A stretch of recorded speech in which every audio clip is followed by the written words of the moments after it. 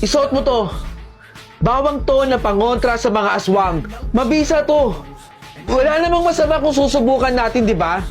Ang mahalaga, ligtas ang magiging anak natin. Hindi naman ako naniniwala sa mga ganyan eh. Maniwala ka man o hindi, suotin mo to. Hindi mo ba nabalitaan yung nangyari dun sa anak ni Aling Christy? Na dapat magkakaroon na siya ng apo.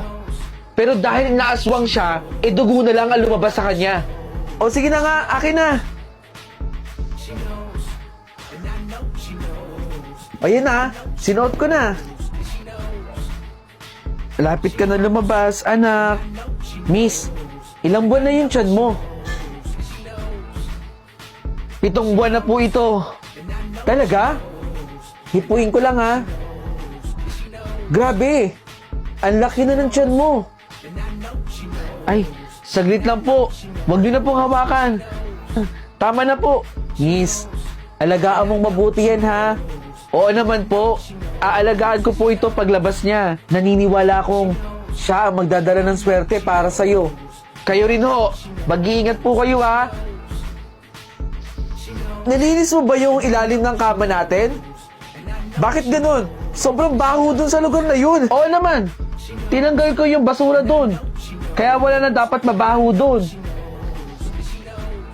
O nga no? Bakit pa sobrang baho? Tinignan ko yung kulungan ng aso natin. Okay naman. Malinis. Pero bakit sobrang baho? Alam mo, baka aswang yan. Eto asin. Sigurado akong aalis sila dito. Oy, umalis kayo dito. May balak pa kayong kainin yung anak namin ha. Ayaw ako lubayan eh. Diba? Wala na. Ang sakit na talaga ng tiyan ko! Sige ma'am, iirin niyo pa po. Kaya ko to. Para sa anak ko. Kaya niyo po yan ma'am. Aray ko, ang sakit na ng tiyan ko! Ma'am, wag po kayong sumuko. Alang-alang po sa anak ninyo. Bakit wala ko naririnig na iyak ng sanggol? Ma'am, wala pong sanggol. Durog po na dugo ang lumabas. Ano nangyari? Nasaan na yung anak namin?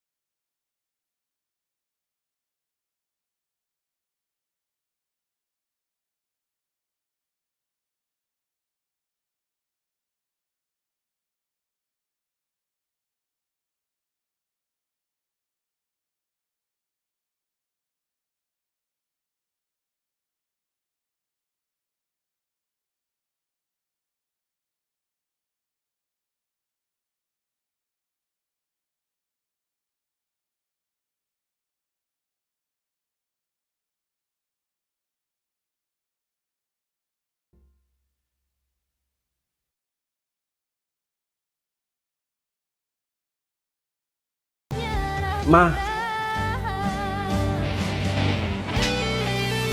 Hindi ka kasali sa mga with honor? Opo. Nako nak, okay lang yan. Ang importante sa akin, makagraduate ka. Doon pa lang, proud na ako sa iyo eh. Kaya huwag ka nang mag-isip pa.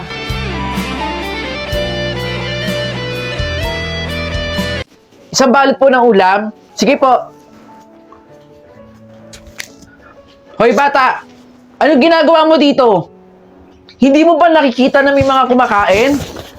Kung pwede lang, doon ka muna sa gilid. Nakakaya sa mga customer, oh. Pahingi po. Sinabi na, doon ka muna sa gilid, bata. Doon ka muna, ha? Ay, sige po. Itong batang to, makulit talaga eh. Tensya na po. Sige po, isang balot po.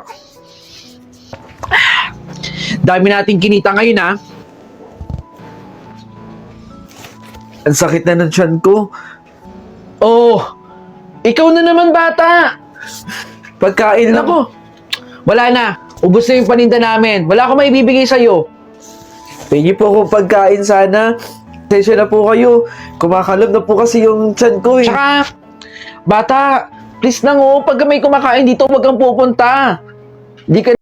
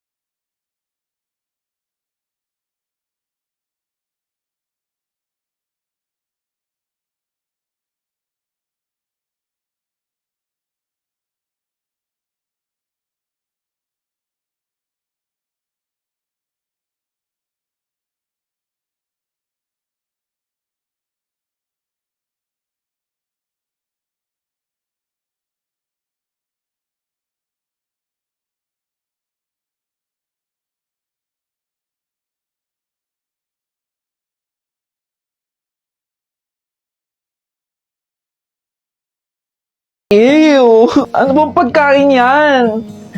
Nakakadiri naman. Hoy, anong iniiyak-iyak mo dyan? Gagawa-gawa ka ng kasalanan, tapos mag-iinarte ka dito sa loob ng kulungan. Eh, hindi ako kumakain ng ganyang pagkain eh. Kainin mo kung anong meron dyan. Walang mayaman, walang mahirap dito. Pantay-pantay tayo ditong may mga kasalanan. Kayo na bahala dito, ha? Ang arte-arte. Saan niyo ako dadalhin? Basta sumama ka na lang sa amin. Uy, ate. Uy, Ako pala si Ana. hi! Ano ba pangalan nun? Si Mayora yan. Siya pala yung mayora natin dito. Kaya pala ganun umasta, no? Siyempre, masungit siya minsan. Alam mo naman, para sa atin lahat yun eh. Kaya kailangan mo talaga sumunod sa kanya. Nako, Ana, mabangis pa yan sa mabangis. Basta lagi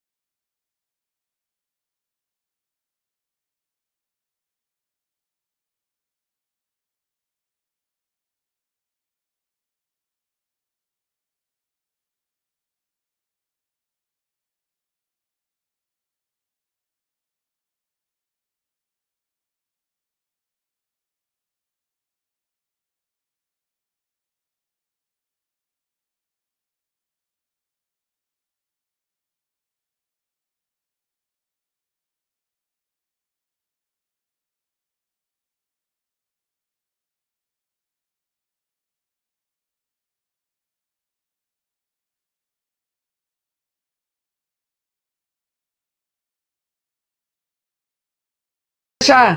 Ngayong araw, nakatakda ang ito. Yun ang naging parusa sa kanya. Ang sabi niya sa akin, susundin daw siya ng anak niya. Yung bata, wala na rin dito sa mundo yun. Baka nga talaga sinundo na siya.